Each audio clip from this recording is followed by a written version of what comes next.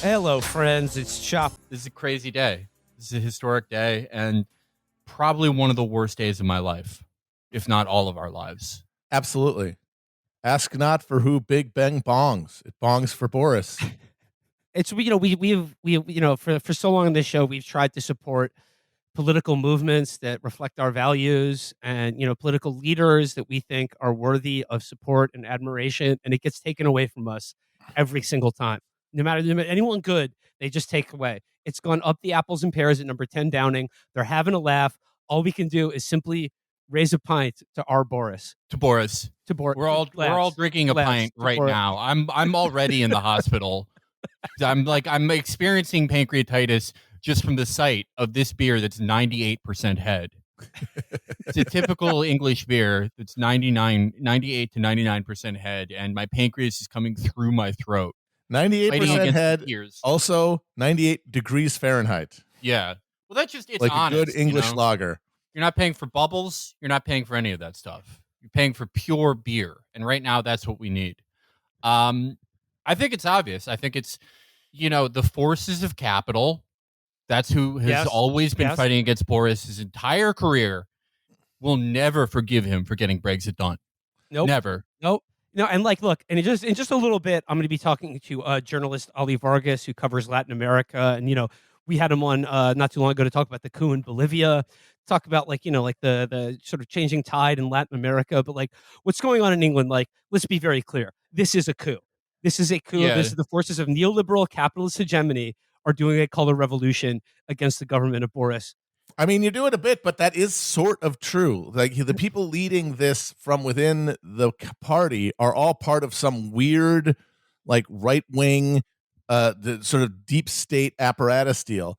But it's not because Boris is a threat to capital. It's just because he's a big bungling oaf, and they want to get rid of him because he's trying to do it his own way. And at a certain point, they have to assert institutional values. Matt, I mean, we were just observing last night. I really thought Boris was gonna. I thought Boris was gonna take it home because I was really rooting for him. I was rooting for it. Me too. I mean, to have 60 ministers resign, and then just be like, "Nah, I'm putting all nonces. It's the nonce shield wall." Chris Pincher, the guy's name was Chris Pincher. Chris Pincher, the guy who is groping young men. His name is Chris Pincher. Yeah. So Boris's whip was Keller from Oz. She knowingly picked him to do that. I thought he was gonna hold it out. I really did. I thought I was watching the end of the first Matrix movie. I was like, oh my god, he sees the ones and zeros. He's blocking Michael Gove. He's not letting him to be level up. Yeah, boom, Gove, boom. It's true. People talk about how Trump tried to do a coup, and he did the least effort he could. He didn't do everything he could. He had some psychos in his ear after Bob Barr said there was no evidence of large-scale fraud, saying, fuck him, put me in there, coach. I'll be AG. I'll say there was fraud. We'll fucking get into those alternate electors. And the thing that stopped him was all the high-level DOJ people said, I'm going to quit, and you're going to look bad. And that little fat bitch folded like a deck chair immediately. The alpha Trump mega lion. Oh no, they'll think I'll look bad if everyone quits. Never mind, I'll just leave. Meanwhile, Boris is like, hey bitch, you can't quit if I fire your ass. Get the fuck out of here. I don't think. Yeah. And he was able to he actually confronted the last line of defense of institutional prerogative against an individual executive, which is mass resignations. That's the one thing they have in their pocket. And he just fucking called their bluff. And it was honestly kind of breathtaking. But at the end of the day, he just didn't have it. Well, they probably I don't think it was the ministers. I think that's a smokescreen. He didn't care about losing any of those people.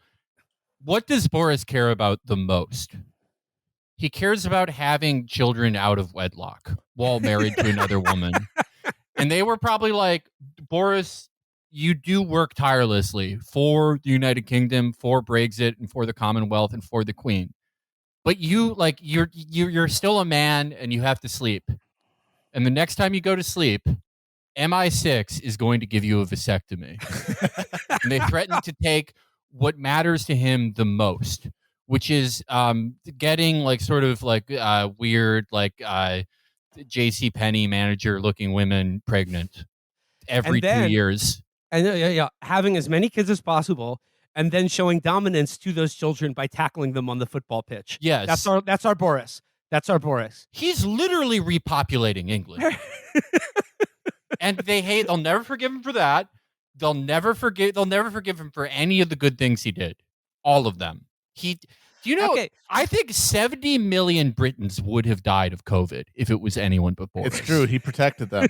Yes. He bonged Big Ben for Brexit. Yeah. Can you imagine COVID without Brexit? Can you imagine that? Oh my God! All those arses coming in from Calais, coded in COVID. Yeah. Well, the passports would be the wrong color. That lowers if you don't have the blue passport, it lowers your immune system by up to 50%. That's science. Yeah. Another thing they won't forgive him for, and this is a testament to his leadership. What was he doing? And really, to my understanding, and I'm being serious right now, to my understanding, basically what undid his prime ministership was having a good time, having a party with his friends. Just, what? Oh, Pincher and Muncher. That's leadership. Muncher, Pincher, Ped, Defile, all of them. Look, if you can't have a party, if you can't have a proper drinks do with your mates, a right boozer and number 10 during COVID lockdown, that is what did him in, right? That was the genesis of all this. He was actually the reason he tried to ride this out is because this exploded a few months ago, and everyone was like, Boris has to resign. And then he had the genius realization, oh yeah, I actually don't. There's nothing requiring me to. I could just hang around and people will find something else to care about. And he was right. But then Pincher is the last straw. If he could have avoided a Pincher. Was that really the last straw? Yes, Pincher was the last straw. This guy which I honestly think that means it was probably a fucking stitch up from inside the party, because that got out due to people he was close to 100%. Yeah, if there's one thing a political party cannot withstand in England, it's having many of its high-ranking members associated with non-free. There's nothing the Tory party doesn't know how to keep it quiet when their fucking high-ranking members are molesting people. Well, I think that's what got... this guy... of course the press found out about this. How are you supposed to stop something like that from coming out? Yeah, well, they put it out there because they wanted to get rid of Boris. I think what did him in with Chris Pincer is that it was adults he was groping. Yeah, yes. that's very abnormal and freakish for the British. Be attracted to anyone over the age of majority. No, thank you. Get out of here, you freak. Well, what about... Okay, there's a situation, and I saw people speculating about this, that if Boris didn't resign, it could have activated the Queen. They might have had to activate the Queen. Because, it hasn't happened in a long time. What if the Queen got activated? What if she was activated? Maybe that's why they got rid of her. That's why they got rid of him. It's because he would have activated the Queen. And by activated the Queen, busted her down. Busted her out with a big blonde head. He would have had the next... Prime Minister Boris Johnson has somehow impregnated Queen Elizabeth II. Yes. The strength of his seed is such that he would bust her down, 92 years old. She would immediately be pregnant with the new Lion of England. They would immediately displace William, Harry, Charles, all that. They would have been gotten out, just thrown to the wayside. It's the Boris would sire a new royal line. It would be a Becca Butcher situation where they'd finally be like, she actually died for some reason. And they're giving her witness protection like Vought does in The Boys, but it's like in her native Germany. And she's raising like a super kid, like a Ryan, like Homelander's Ryan. It's like a little Boris who also has Boris's superpowers, which is getting every woman pregnant. But he would have ascended the king then, and God only knows where he goes from here. Boris was born in America. It's true. Okay, he's an American Turk. Two of the most powerful fucking types of people to be. He's both of them. Now there is a problem. He did renounce his citizenship to avoid paying taxes, but we can probably get that back for him. We can fix that, no question. No, dude, I'm putting on a GoFundMe right now. Bring back Boris's U.S. citizenship. He's a born citizen. He could become president. We need to give him asylum in America. We need to grant him political asylum. Well, because I don't think he's not safe in England right now. He's not. He's surrounded by it's an op party. Let's face it. He cannot even trust Larry, the chief mouser of number 10. I hope he kills that awful cat, lazy cat. Compromised to a permanent end. Yeah, the Michael Gove of cats. But if we make him president, people were pretty happy, okay, when East Germany and West Germany reunited. Yeah. What if we get the band back together Oh my with God. Boris as Yes. the head? Oh man. I America. mean, it we should actually join the does make Commonwealth. sense. Like, if the U.S. is committed to confrontation with China, as they clearly are, then we're gonna need a bigger boat. We're not going to be able to allow this informal alliance bullshit to do the job. We're going to have to get back into like an actual transatlantic formal alliance where we subsume all of our political systems into one giant Anglo-American Borg to make a final desperate nihilistic death drive for the grasp the reins of power before we're annihilated. How funny would that be if like at a time when like Barbados or like Jamaica are leaving the Commonwealth, they're taking the clean off the money, that like Joe Biden comes out tomorrow and says America is joining the Commonwealth. See, that's the problem. The big problem we have is the obstacle we have is fucking Irish Joe Biden with his plastic daddy grievance. Yeah, you would never. That's how you know that an American Irish person is fake, when they like really hate England. It's like, really, you're pissed at England because they drove your family out of County Mayo in 1848, and then you got to have your dad come to America and like immediately become a cop, and then by the time you showed up, your family owned like 15 car dealerships in 3 states, and you're fucking pissed at the British.